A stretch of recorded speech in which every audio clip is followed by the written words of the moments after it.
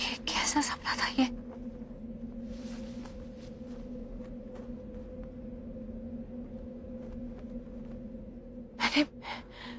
मैंने नागरानी के पति को क्यों मारा?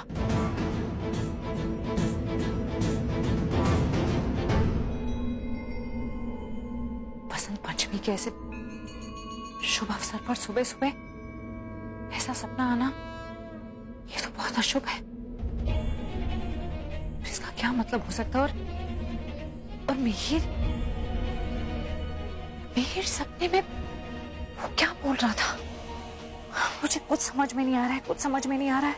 मुझे पता नहीं श्रावणी कहाँ चल गई। मैं कब से उसे ढूंढ रहा हूँ। वो जनरली कभी ऐसे गायब नहीं होती थी, पर पता नहीं सडनली कहाँ से। श्रावणी गायब? इसका क्या मतलब था? ये सुबह सुबह सपना आना, भोलेनाथ, जरूर इसका कोई तो मतलब था। जरूर कोई राज है जो मुझे पता लगाना होगा।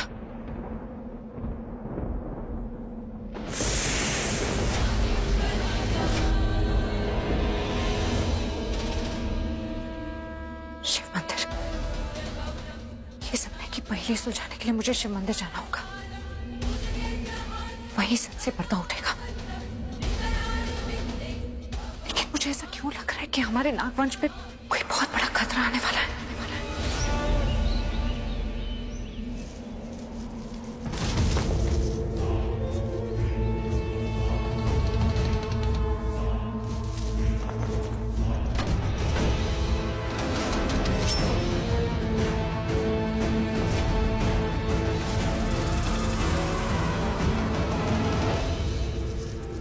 लो, आ गई चोरों की बारात।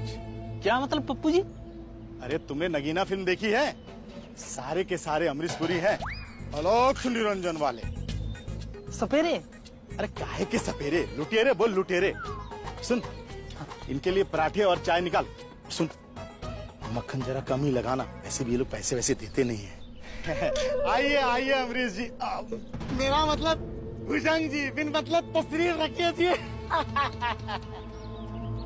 अच्छा भुजंग जी, ये बताइए कि अब तक आपने कितने इच्छाधारियों को पकड़ा है? कोई सोनी सोनी मिल जाए ना तो हमें भी याद कर लेना। तुम इंसानों को ये मजाक लगता है। तुम लोगों को पता नहीं इस प्रकृति ने अपने अंदर क्या क्या छुपा के रखा है। कौन प्रकृति भाई? आज बसंत पंचमी है और आज से ठीक 6 दिन बाद वो आ रही है। नागिनों की नागिन शेष नागिन। 12 फरवरी की रात हमारे लिए बहुत बड़ी रात है और उस रात हमें उस शेष नागिन का शिद्दत से इंतजार रहेगा। लेकिन आज बसंत पंचमी की रात उस गुप्त मंदिर में सारे नाग नागिन का मिलन होगा और ये उनकी तरफ से शिव जी का पूजन होगा। उस गुप्त मंदिर को हमें ढूंढना होगा। उस गुप्त मंदिर में एक प्राचीन किताब है और अगर वो किताब हमें मिल जाए, पूरे के पूरे नागवंश पे हमारा वश होगा। उसके बाद पूरी पृथ्वी हमारी।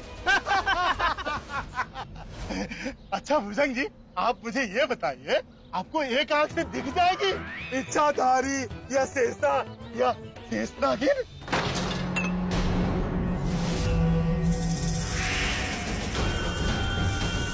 गुरुजी, वो देखिए। इच्छाधारी नागिन?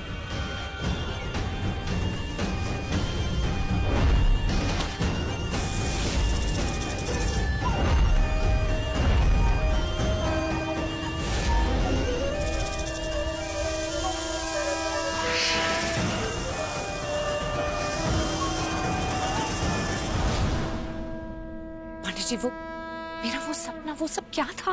वो सपना नहीं था आदि नागिन, वो आने वाले कल का संकेत था, भविष्य था। आज बसंत पंचमी है और वो कहानी जो हमने सोची भी नहीं थी, वो अगले हफ्ते से शुरू होने जा रही है। इसलिए आज नागलोक में बसंत पंचमी का जश्न है। बसंत पंचमी के शुभ अवसर पर हम वो शेषनाग की किताब खोलेंगे, उसकी पूजा करेंगे। लेकिन मैं एक बात समझ ही नहीं पा रही हूँ कि मैंने नागरानी के पति को क्यों मारा और मैं ऐसे कैसे कर सकती हूँ?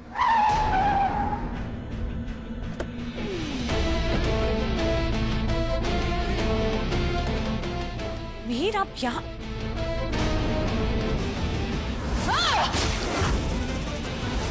इन्हें मैंने बुलाया है और तुम्हारे सपने के बारे में भी बता दिया।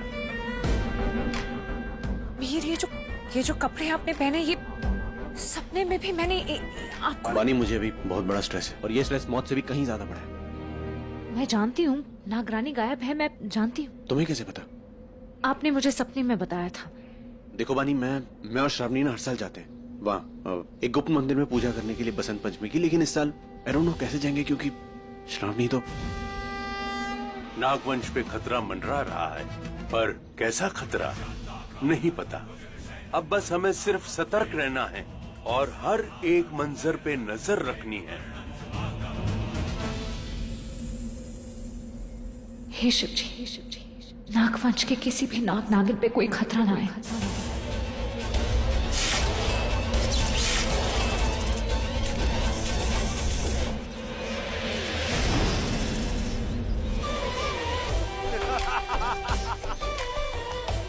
बच के कहा जाएगी। ये है धतूरे का जाल, इसमें तेरी कोई शक्ति काम नहीं करेगी। देखा, इंसान इच्छाधारी नागिन से ज्यादा ताकतवर होते हैं। हम उन्हें कभी भी वश में कर सकते और कर लिया। हम सपेरों की बीन पर नाचते हैं नाग नागिन। तू शेषा है ना, बहुत अच्छे से जानता हूँ तुझे। मैं भी तुझे बहुत अच्छी तरह से जानती हूँ और ये भी जानती हूँ कि तूने मुझे कैद क्यों किया है। दुष्ट पापी। और तू कौन सी दूध की दुली है शेषा? तेरी सारी करतूतें जानता हूँ मैं, लेकिन एक चीज नहीं जानता, उस टापू पर वो गुप्त मंदिर कहाँ है। वो अद्भुत मंदिर जिसमें शेषनाग की वो प्राचीन किताब है, और उसके बारे में तू मुझे बता दे बस। क्योंकि आज की रात बसंत पंचमी की रात है और आज की रात बहुत बड़ी रात है। नहीं बताऊंगी।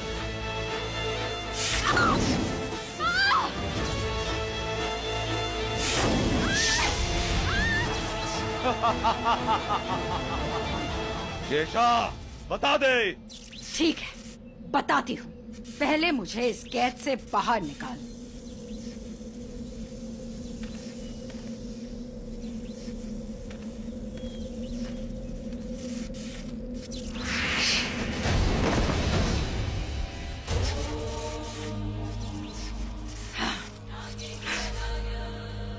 नागिन हूँ मैं। मेरा कांटा पानी नहीं मांगता। वो किताब सिर्फ किताब नहीं है, बल्कि शेष नागिन का रक्षा कवच है। शेष नागिन जो वापस आ रही है।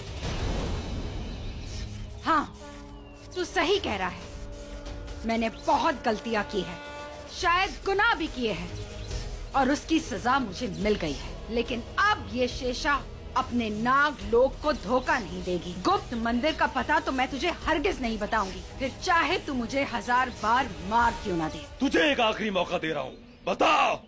नहीं बताऊंगी। यहाँ ये प्राचीन अद्भुत गुप्त मंदिर पशुपति टापू पर विराजित है। तुम वहाँ जाओ, तुम्हें तुम्हारे सवाल के जवाब वहीं मिलेंगे। ये तो बीन की आवाज है। इसका मतलब हमारे नागवंश के किसी नाग नागिन को कोई वश में कर रहा है। मुझे जाना होगा। 1 मिनट, मैं भी चलता हूँ। नहीं मीर, तुम यहीं रुको। मैं तुम्हारी जान को खतरे में नहीं डाल सकती। तुम नागरानी के पति हो, तुम यहीं रुको। बानी, तुम सबकी जान मेरी जान, तुम सबका वंश मेरा वंश। मैं भी चल रहा हूँ। That's it. जय भोलेनाथ।